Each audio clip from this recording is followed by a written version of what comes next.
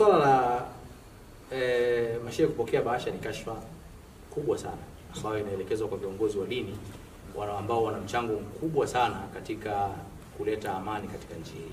Ni kashfa ambayo nyinyi kama waandishi wa habari hamtakiwi muipokee na muiendeleze kwamba tapewa bahasha. Sisi tunatetea nchi yetu. Hakuna mtu yote aliyopewa bahasha. Na tukigeuza kibao tungesema walioandamana wamepewa bahasha, vile vile ingekuwa wote tuko sare, tumetoka draw. Wale wamepewa bahasha na sisi tumepewa bahasha. Inawezekana sisi tumepewa bahasha za ndani, wale wamepewa bahasha za nje. Nani ana makosa makubwa zaidi? Sisi tumepewa bahasha za kujenga nchi, wao wamepewa bahasha za kuvunja nchi. Nani yuko katika makosa makubwa zaidi? Kwa hiyo kama kutuhumiana kwa masuala ya kupewa ni swala ambalo kila mtu anaweza kalizungumza. Kwa hiyo sisi kama mashehe hatujapewa bahasha na mtu yote. Na hii ndio nature yetu. Na nilizungumzia historia ya uhuru wa nchi hii ambayo imeandikwa katika vitabu vya Mwalimu Julius Nyerere.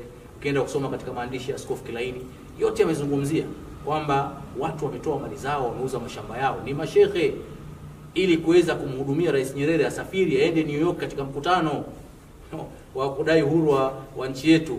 Hawa si watu wa kupewa bahasha, sisi si watu wa kupewa bahasha. Sisi tunaangalia uhuru wa nchi.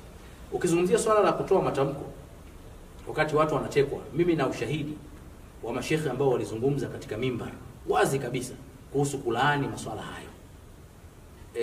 Sitaki kutaja majina mashehe maarufu Dar es Salaam walizungumza na clip zao, kama unahitaji nitakutumia. Walizungumza wazi kabisa kwamba kama Waislamu hatutalaani kitendo kama hichi, tunaomba vyombo vinavyohusika vifanye juu chini, wanaohusika wakamatwe na masuala kama hayo. Kwa hiyo walaani swala hilo la utekaji. Lakini kwa sababu mtu kama anataka kutukana hakuchaguli tusi, atasahau yote yale ambayo labda yamezungumzwa na kunasibisha wewe kwamba hudai haki.